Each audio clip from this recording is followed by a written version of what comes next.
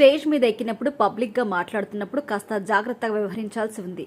ఒక మాటను వదిలేటప్పుడు చాలా ఆలోచించాల్సి ఉంటుంది. ఒకసారి ఒక మాటను వదిలేశామంటే దాన్ని వెనక్కి తీసుకోలేం. కానీ దర్శకుడు త్రినాథరావు నక్కిన స్టేజ్ మీదకు ఎక్కినప్పుడు అలా మాటల్ని జార విడుస్తూనే ఉంటారు. బిజీగా గడుపుతున్న లైఫ్ లో చిన్న బ్రేక్ తీసుకొని ఫ్యామిలీ మరియు ఫ్రెండ్స్ తో ఎంజాయ్ చేయాలి అనుకుంటున్నారా? అయితే వెంటనే ఆర్మీ వెకేషన్స్ ప్రైవేట్ లిమిటెడ్ ని సంప్రదించండి. వీరి దగ్గర సరికొత్త ఆఫర్స్ మరియు స్పెషల్ ప్యాకేజెస్ ఉన్నాయి. మరిన్ని డీటెయిల్స్ కోసం సంప్రదించండి 7997979960 అలాగే 61.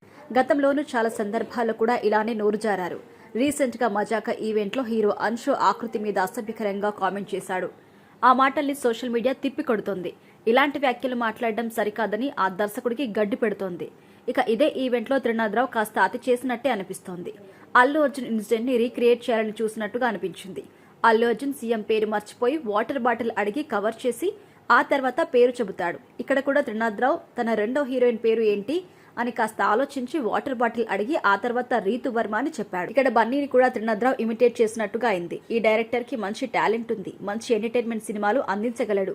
కానీ ఇలా స్టేజ్ ఎక్కినప్పుడు మాత్రం తన నోటి దురుసు ఆపలేకపోతున్నాడు. త్రినాథరావు తీసిన సినిమాలు అందరినీ అలరిస్తుంటాయి, కానీ ఇలా స్టేజ్ ఎక్కినప్పుడు మాత్రం తన నోటి దురుసు ఆపుకోలేకపోతున్నాడు. త్రినాథరావు తీసిన సినిమాలన్నీ అలరిస్తుంటాయి, కానీ ఆయన మాత్రం ఇలా అందరినీ తన మాటలతో ఆకట్టుకోలేకపోతున్నాడు.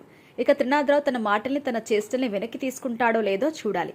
గతంలో హలో గురు ప్రేమ కోసమే ప్రమోషన్స్ టైంలోనూ ఇలాగే అనుపమ్ మీద కామెంట్స్ చేశారు. ప్రతిసారి ఇలా ఏదో ఒక కాంట్రవర్సీలో ఇరుక్కుపోవడం అతనికి అలవాటు.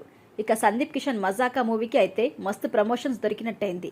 ఈ వివాదంతో మజాకా మూవీ అందరి నోళ్ళలో నానుతూ ఉంటుంది. రావ్ రమేష్ సందీప్ కిషన్ కాంబో తెరపైకి బాగానే క్లిక్ అయ్యేలా కనిపిస్తోంది.